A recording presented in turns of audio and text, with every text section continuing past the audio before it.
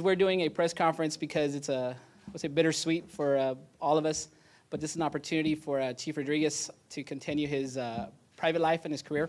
So I want to welcome you to the press conference. We will be doing a couple of comments from our distinguished guests, from our commissioners, and we will also have here from who we came to see, Chief Rodriguez. So I'm Michael Lopez. I'm the interim city manager, and I'm here to offer up this community event to thank the chief. So I'd like to first start to bring up Commissioner Ben Neese, a couple words.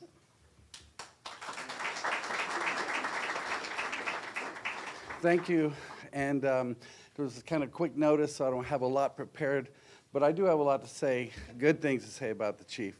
And I've been dealing with the chiefs of the city of Brownsville since all the way back to Andy Vega, sorry about that. And I want to say that he will be missed, and of all the police chiefs that I did work and have the honor to work with, Chief Rodriguez was one of the most responsive and most progressive that I got to deal with. And I'll share one little story about something that he made me very happy about that I had been working for about 27 years. And I won't go into the details, but it has to do with complaints that we use in the mornings. And it took a while to get it done, but he did it. He got this thing worked out, and I framed that one particular complaint, and I had it hanging in my office. So we'll miss him. He is, like I said, one of our most progressive chiefs, and I want to wish him the best in his retirement, and I want to wish his successor good luck too, and there's some big shoes to fill, so good luck, Chief.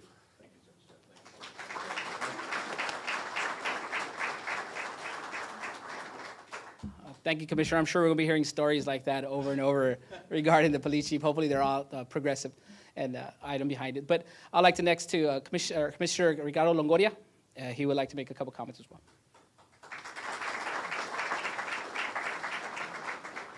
Good morning. I envy the fact that you're able to bring closure to a very successful career. You started as a patrolman, and you worked your way all the way up to leading this department. And that is something that most officers strive to accomplish, and you have accomplished. I've had the pleasure of being not only your coworker, but your friend. When I met you as a lieutenant, when you came to the command staff, and then when you became our chief. I wish you nothing but the best. There's many things that I admire about you. But one of the things is that you're a man of your word. You're a man that took a chance, and when something was wrong, you were man enough to admit it, correct it, or continue with it. But you're true to your convictions. I want to personally thank you. My parents send their congratulations. They couldn't be here this morning, but they sent their congratulations. When our family found itself in a time that it needed answers or that it needed to be cared for, you were there. You assured my parents, you assured my family that everything was going to be fine. And that is something that maybe it was your job, but at the same time, you took it upon yourself to give it that personal feeling. And as a family, there's no words to appreciate what you and your staff did for us. So on behalf of the city of Brownsville, on behalf of the mayor who unfortunately couldn't be here, on behalf of our staff, on behalf of all these officers that are here this morning, thank you. And in whatever it is that you're going to do, because I know you're not going to retire. You're retiring from us, but I know you'll probably be consulting or you'll be doing something. But enjoy it, my friend. You've given your heart to this city, and in doing so, this city can only give you its gratitude and thank you for all these years of service. So congratulations to you on your retirement.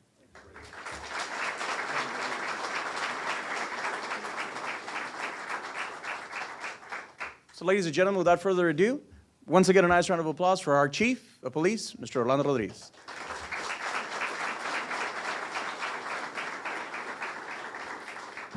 I think it's just so fitting that he would go into his MC role to introduce me after those nice, kind words. Thank you so much, Commissioner. And Judge and Commissioner, Judge, we go back a long way. Thank you also for those kind words. And we did do some great work together, and I couldn't be more proud.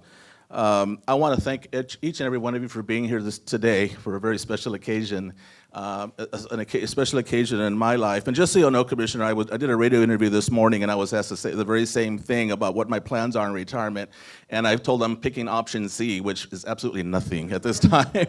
But let's see how long that lasts, because you know how things go. And I can't thank you enough for those words, and it's really great to be recognized and and thought of that way. And I'm just so glad that you gentlemen could be here this morning on behalf of the city, along with Mr. Lopez.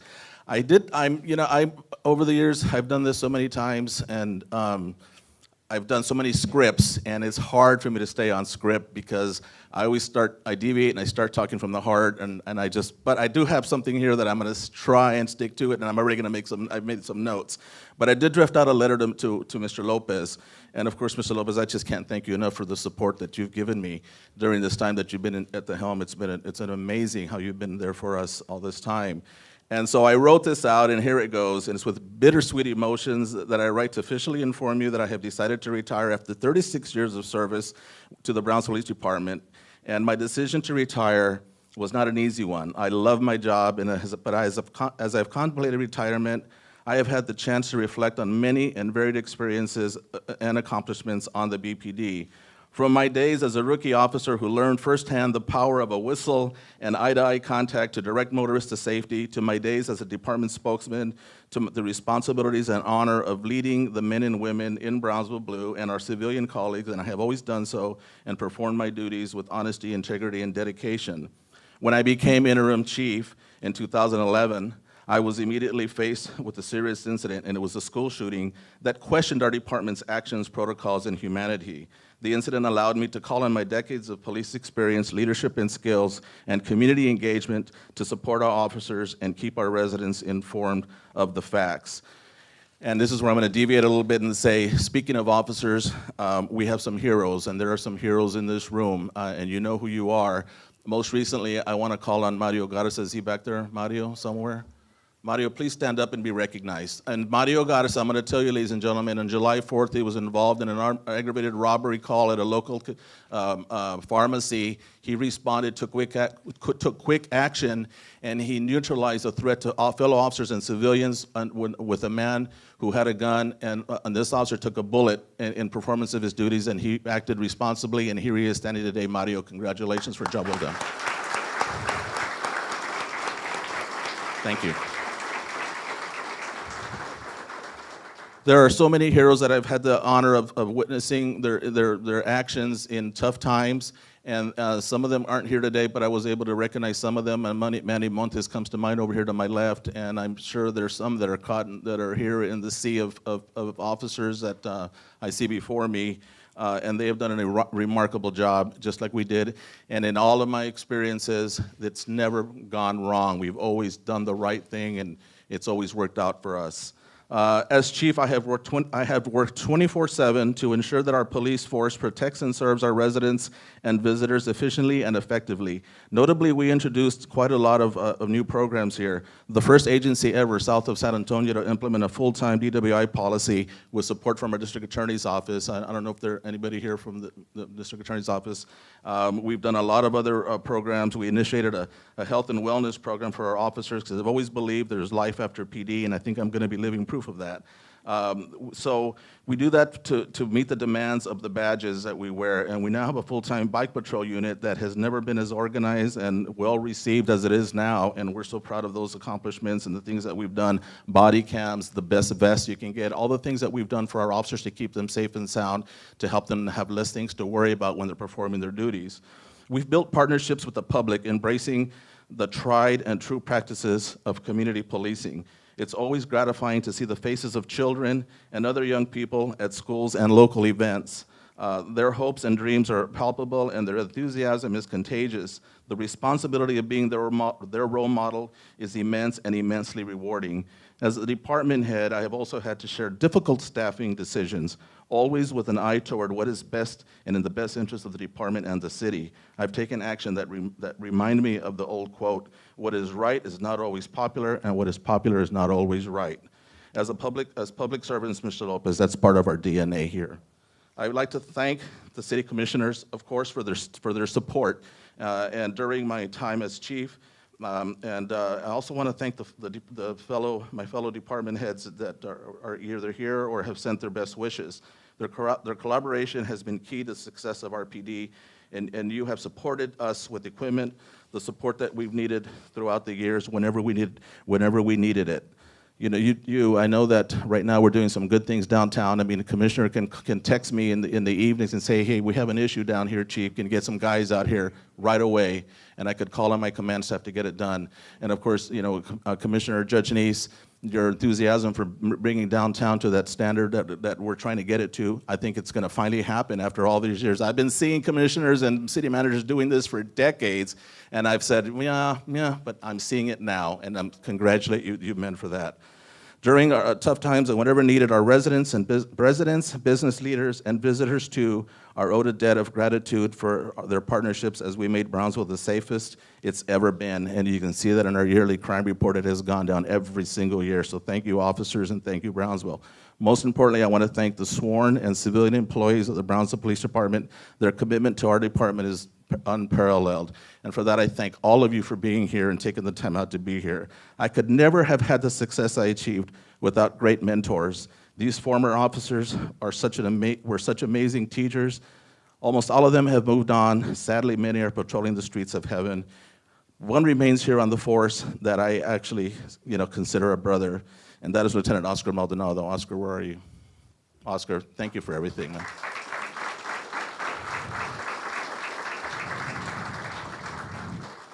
You know, when I interviewed for this job back in 1982, I went through an oral board that it was really, really tough. And when I came out of there, I said, oh man, I blew it. I'm not going to get this job. And there's one man here. I don't know if he's here this morning. Sergeant Petraca, are you in the room, sir? Sergeant Petraca was on my oral board. Thank you, Sergeant, for taking a chance on me. Or maybe you were outvoted that day, but thank you nonetheless. Please stand and be recognized.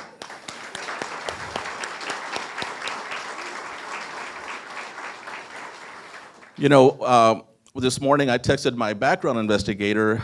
Some of you remember Tony Rodriguez. And then when I walked out of my interview, I mean, Sergeant here, and I'm not too proud to admit that he had me in tears. I mean, he made my eyes water. And Tony, this morning I texted Tony, I said, I'm leaving, I'm doing a press conference, and she told me, don't cry.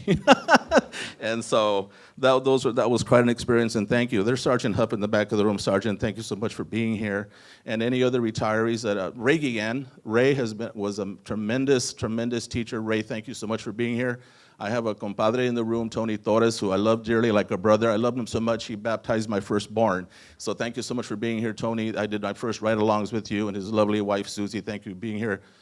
Judge, thank you so much for being here also. We appreciate your presence. And I want to also recognize Port Commissioner Stephen Guerra. Thank you, sir, for being here this morning. Finally, my family, starting with those that couldn't be here today, my mom, my sisters, my brothers in California, my daughter Victoria, she's up in Houston getting ready for back to school teaching. JC couldn't be here, but Brenda and Kayla, is Kayla here? Oh, wow, look at you. You know, last week you were in your Explorers uniform, look at you now. I love you too dearly, so much, yeah, and you guys mean so much to me. My son, Orlando, thank you so much for being here, son. I really, really appreciate you being here and taking the time to come down and taking time out of your schedule to be here with me. His amazing wife, Violet, who just does a tremendous job, and I love her dearly. And one of the reasons I love Violet so much is that she's given me 4 beautiful grandchildren. And there's Carla and Caleb in the back of the room, and Ethan, who's laughing at his dad because dad's getting emotional. And Elizabeth, Odette, thank you. I mean, I just love you guys dearly. I'm almost there. I've almost made it. I'm going to ask her to step up and join me here. Marcy, please come up here, honey.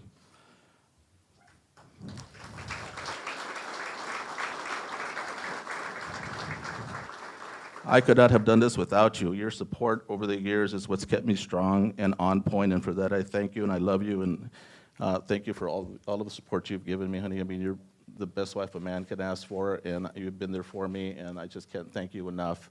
I just wanted to give you a little token of appreciation. Thank you. Thank you. Thank you.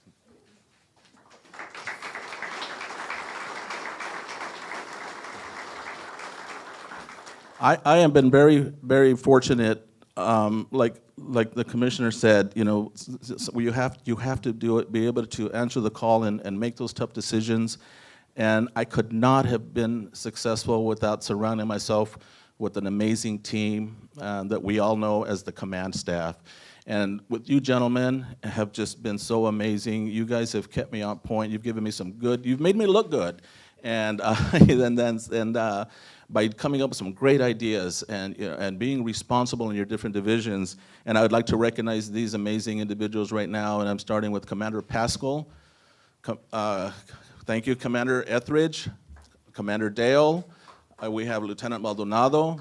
Eric Castillo couldn't be here this morning, and we have Sergeant Juan Lopez. I'm going to tell you, gentlemen, I mean, he is he epitomizes commitment to excellence, and really, really makes me look good. Thank you so much, Sergeant, for being here. And of course, our spokesperson, JJ Trevino. Thank you for getting our message out, JJ, and I really appreciate all the help you've given us over the years. The media and Brownsville TV. You folks have been so important to us because you've challenged us. You've asked us the hard questions that you've had to ask us. And when we could give you the information, we would, but you respected the right to withhold. But you also helped us get the word out when we needed an immediate alert, an amber, a lookout, a wanted person, a warning about threats to protect our elderly and the vulnerable. So we really, really appreciate everything that you've done, and we know and we knew that you had a tough job to do, and we hopefully, you know, we'll come away with a good understanding of doing what we had to do to get the job done, and with mutual respect. And so thank you much, all of you from the media, for being here. As I begin with my retirement, I'm proud to know that I serve with honor, pride, and dedication, and I am confident that the new leadership will build on our accomplishments. And with that, I want to close with this, and by thanking you all so much. And I would be remiss if I didn't recognize this lady here on the right, Christina. Thank you so much. This lady is an amazing administrative assistant who has just taken the level of service in the chief's office to unseen heights before Christina. So thank you for everything you've done for us. She came about 4 years ago, starry-eyed from another division, and we gave her a chance. And you have really excelled, and I couldn't be prouder of having an assistant like you to handle my affairs in that office. Rachel, thank you so much for all of your support. Imelda, and all of the staff, officers that are here today. And of course, officers past and present, and I'm praying for the future officers and our department. We're in a good place, and we're going to be fine. Thank you so much, everybody.